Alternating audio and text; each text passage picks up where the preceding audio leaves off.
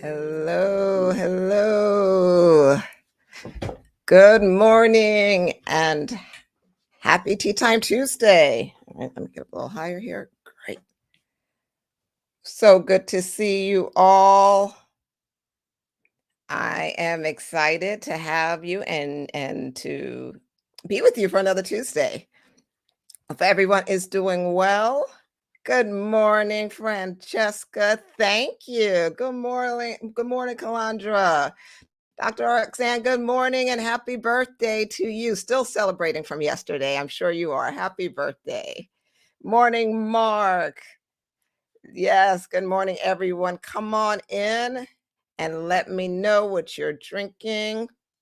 Good morning, Philomena. Good to see you this morning. Happy tea time. Getting my sip. My green tea this morning. Oh, Dr. Roxanne, you're celebrating all month long. I am not mad at that. Good for you. You deserve it. Good morning, Stacy. Good morning, everyone. Good morning, Sheila. Good to see you this morning. Oh, you have your green tea as well. All right, we're at it together with green tea today. And let me see. Coffee, of course, Dr. Roxanne. And I know Francesca, do we have our water? And Mark has his protein shake. I love wonderful. I just love having you all with me, sipping tea together, sipping our drinks together. I don't know, it's just great to share it with you guys in the morning. So cool, Chlora fresh water for you. I love it. Consistency. I love that. And that's what I love about this group. You guys, you all are so consistent. You show up with your water and your coffee and all of your beverages. And I just hope you know how much I appreciate sharing this time with you. So I absolutely love it.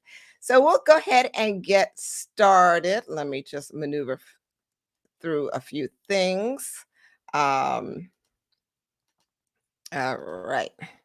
So as I pull up everything, berry smoothie. Okay, wonderful. Kenjan water. Oh, that's a new one. Good morning. Oh, there's my mom. Good morning, mom. Good to see you out here. I love it. All right. So let's talk about it today. Today we are talking about does it hurt enough to change? And I'm just curious as when you heard this, saw the title, does it hurt enough to change? I'm sure for some of y'all automatically that resonates with you. All right. So let me just tell you where this came from, because usually when I bring something to you, it stems from a conversation, something I heard, something I watched. So this is no different. So my dad was telling me about a family friend who was struggling with migraines. So I reached out to her and we had a conversation, which she stated that she needed to work towards eliminating certain stressors. So they're just things in our life that are causing stress and that are igniting those migraines. So, and y'all know if anyone's ever, challenged and dealt with migraines, it could, there are a lot of stressors, triggers, it's different for everyone. And some of the things are very similar. So after a few days, after that conversation, my dad mentioned our friend again, and he told me that I told him that I spoke to her and that all that we talked about, and I did all that I can do. He was concerned about her, but I did stress to him that I did all that I could do, which was share some information, and there's a part that she needed to do, and that's when I told him this. I told him that what it will take to reduce or eliminate her migraines will require more than some people are willing to do. You hear me when I say that? So I don't know what her situation is, what she was willing to do or not. But I knew that what it would take to eliminate or remove the pain that she was experiencing, for some people, it's more than they're willing to do. For some people, the pain has to be bad enough to warrant a change. It has to be bad enough. So I As someone who also has dealt with migraines and, deals with them from time to time, this really stood out to me and why I wanted to have this conversation because, in this group, I've shared my flexibility story, with this community and the journey that it took for me to accomplish a full side split. That was a major thing that I did. It was 21 months and to really achieve full body flexibility. Well, that was not actually the most important part. Achieving a full split was not the number one priority for me. What was really important for me was my overall wellness.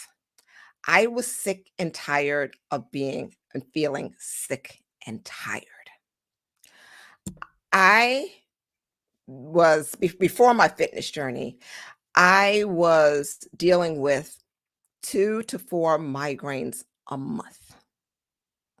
And like I say, if any of you've experienced migraines, you know what I'm talking about. You know how painful they could be. You know how debilitating they could be. And the simple fact is that I didn't want to go through it anymore. That's what I meant by I was sick and tired of feeling sick and tired.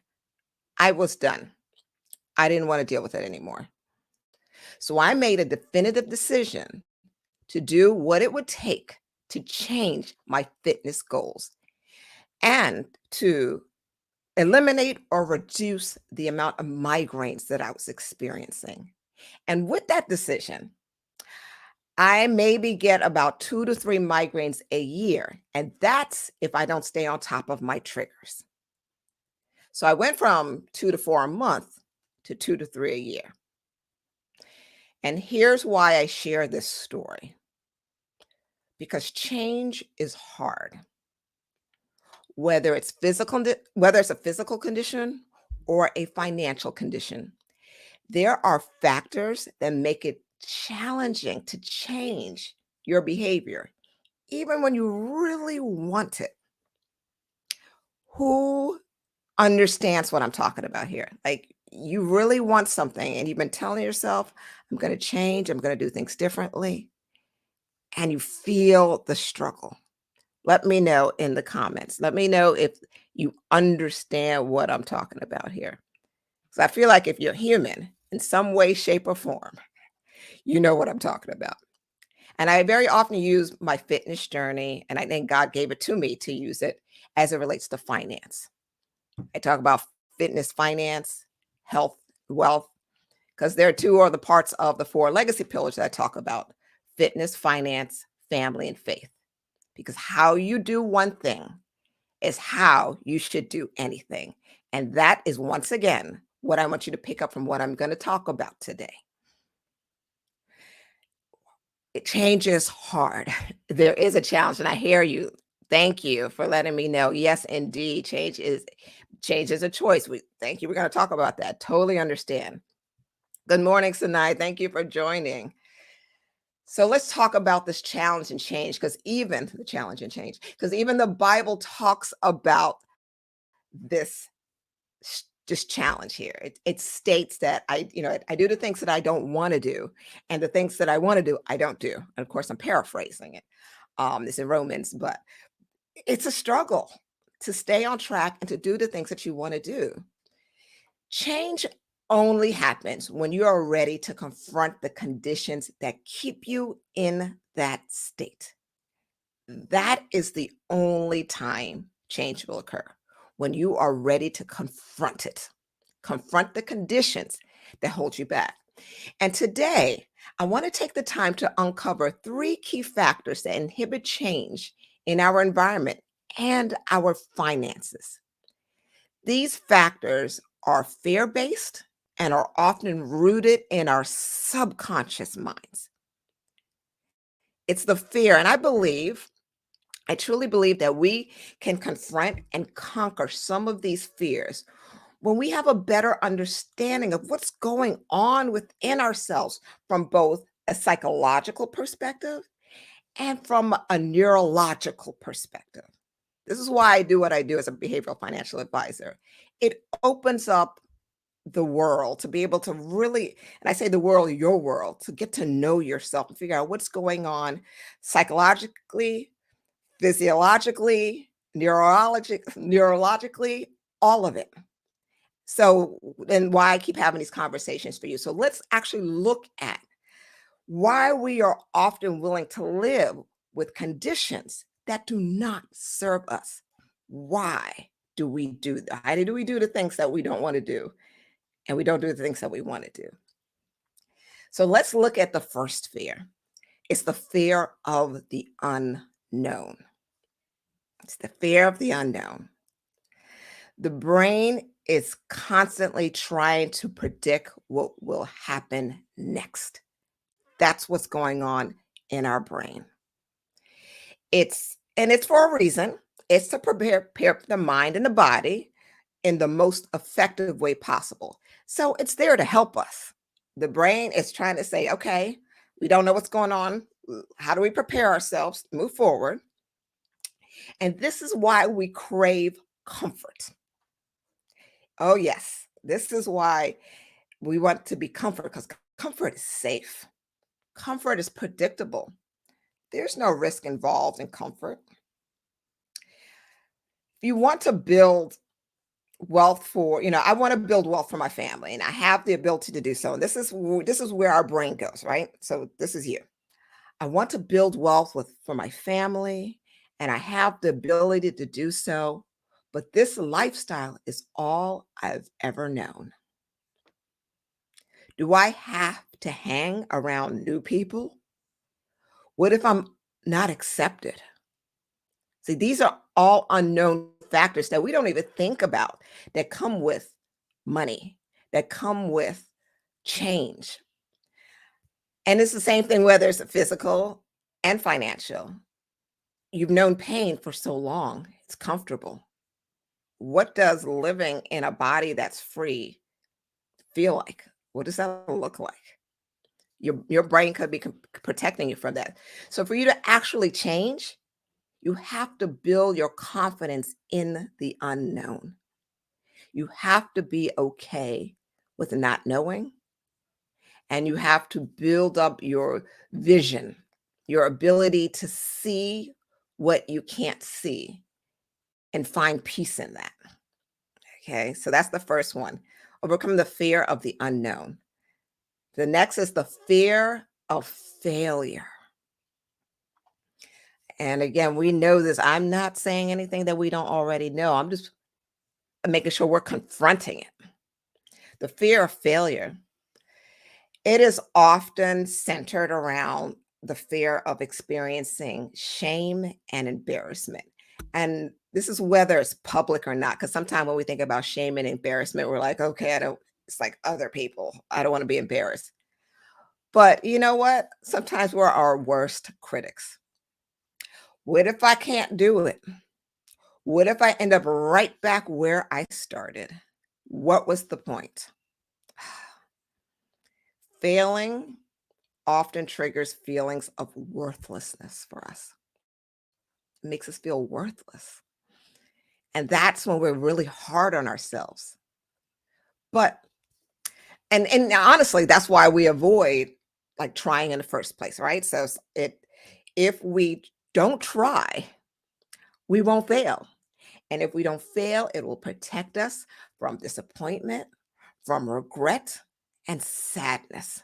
Again, this is our brain's function is to protect us from all these things. And it shows up in a way and it's trying to do good. It doesn't know any better, but we have to override these senses. We have to override our brain's natural function to protect us and say, no, no, no. In order to change, I have to learn to do it afraid. I have to learn to understand what calculated risk are, especially when it comes to my finances.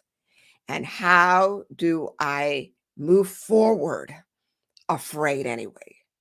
Because some things just must be done afraid.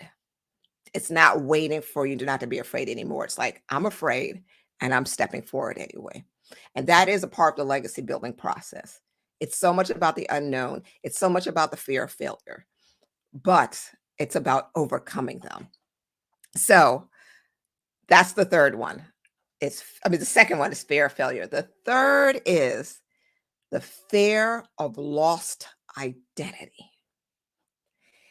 And this is one that we often don't look at when it comes to who we are and how we're shaped around our identities. And there are three main components of identity: it's how you view yourself, how others view you, and how you judge or act based on how others' perceptions of you are. So it's, how you see yourself, how others see you, and then your identity, how you act based on others' perception of you. So what this can look like is, I know who I am in this position, where I am in this time in my life, but I can't identify with a wealthier or healthier version of me. Maybe pain is all you've known. Maybe a sense of struggles all you know. Maybe from your background, upbringing. Again, we're talking about first generation legacy builders. That's who you are. You don't, you haven't been passed down with a sense of security and an identity as a legacy builder. You're building it up. And there's baggage that comes with that. People, so that external view, people know me as this person. I don't want them to think that I changed. Oh, you done changed. We hear that judgment from others. That can be a challenge for a lot of people. We can be so tied up in our current economic status in a way that subconsciously keeps us from moving forward. So I'm going to challenge you to think about that. How is your identity tied to your current circumstances, whether economically, physically, faith-wise? Like, there are ways in which our identity is tied. So think about that for a moment and ask yourself that. How is your identity tied to your current status? And how can you shift that by understanding that you are you? And very oftentimes, your identity is a result of what you've tied to, again, your social standards, others around you, what you've been programmed to believe about yourself and how you should be and where you should be. So these are the three factors: fear of unknown, fear of failure, and the fear of lost identity. These are the fears that can impede us from achieving our ultimate financial goals and physical goals. With that said, change doesn't have to be painful. And this is what I really want y'all to get today. Yes, I talked about the fears, but we're not going to end it there because we're not going to let fear control us. We're not going to allow the subconscious fears that we're bringing it to light to hold us back. However, because this is why we can't do that, because the longer that you choose to live in fear, the greater the pain will get, the greater the pain that you will feel. We can't live in this place of fear in any area of our lives. So, with that, I will add this, because as I was processing what I wanted to talk to you about, something occurred to me. And it happened within even my own migraine experience. And I thought, wow, there's a lot that we don't know. So oftentimes the things that keep us stagnant from, getting to where we want to go, simply the things that we're unaware of. And like I said, sometimes we don't know what we don't know. So how do you deal with the things that you don't know, but it's holding you back? Like, how do you how do you know what you don't know is the bottom line. And I'll use my example with the migraines, because I was not aware that I was susceptible to chemical migraines. I had never even heard of the term chemical migraine. Um, I happened across it. Someone on social media story mentioned that they were experiencing a chemical migraine. I was like, a chemical migraine? What is that? And I looked it up. With that, I became aware. And then I learned that there are certain supplements that triggered migraines. Like I can't even, there's certain hair growth vitamins. I've tried two or three. I'm getting older, want to keep the hair thick. I can't take hair growth vitamins or most because they trigger migraines. Or there's certain brands of collagen that I take for my flexibility that I can only use one brand of powder collagen. It is the only brand that will not trigger a migraine for me. I was unaware of this. And that's the thing, just like you may be unaware that there are financially toxic environments that are holding you back from building wealth, from building your legacy. You may not know, but here's what you do need to know. When it comes to not knowing what you don't know, this is what you need to know. It doesn't matter what you don't know. It matters that you seek change. All right. I want you to put that in the chat. Say, seek change. And I'm checking the chats right now. It doesn't matter what you don't know. It matters that you seek change. Once you decide and shift your mind to change, you open it up to allow all that change has to offer. As I said, I did not know that I was getting chemical migraines, but I was seeking change. And when that happened, information started coming to me. Opportunities presented itself. I learned about this trigger and that trigger. I opened myself to wisdom, knowledge, and understanding. That is what happens when you decide to change. So I am challenging each of you, and many of you have you've already made a decision. And I know my legacy leaders and those who particularly are part of the family legacy experience, you made a big decision to change. And I tell you all that every day, it's always about making another decision to change. What is the decision that you're making today? How are you moving forward within that decision to change? Because when you do, change will find you, and it does not have to be a painful experience. All right. So I hope I'm looking at the comments. I am pausing so I can see that you got it. Wow, I just wrote this today. Wow, Dr. Roxanne, amazing. Seek change. It doesn't matter what it does. No, let me put on my glasses because y'all know I can't see anything.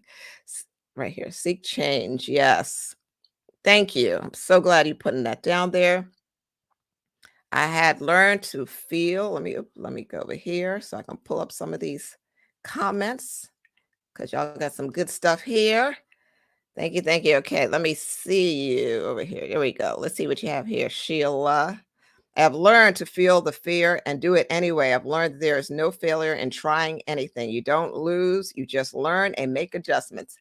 Thank you, ma'am. Absolutely. And I like to say, you fail forward.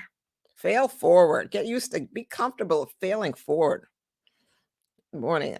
Awesome. Let me see. It really doesn't matter. Let's see. Markel, what do you have there? It really doesn't matter what you don't know. It matters that you are in alignment with change. Thank you. And that's the word I love, alignment. In alignment with change. When you are in alignment, you stay the course. Change has all that you need for the change to happen, has no choice but to manifest. No choice but to show up in your life once you're on the course, because it could find you easy. You're not all over the place. You're in alignment. So wonderful. Oh, let's see what happened. God is speaking through you. Oh, thank you so much, Calandra. God is speaking through you this morning. I needed this exact message right now. I wrote my intentions this morning, and this was at the core today. Wow. Wow, I am so grateful that that this resonated with some of you and those who have been commenting. Thank you so much, Calandra, for sharing that. I give God all the credit for that. All right. Yes. So we are at the bottom of the hour. I want to thank you so much for all the shares. I don't like to keep you long. So just move forward, continue to, you can, this is here, it's in the group, so you can always go back and listen again, pull out the nuggets that you need so that every day you could take the step towards change in a non-painful way. All right. So thank you everyone again for joining me. Have an amazing and a purposeful Tuesday and the rest of the week. And I will see you for the next Tea Time Tuesday. Thank you.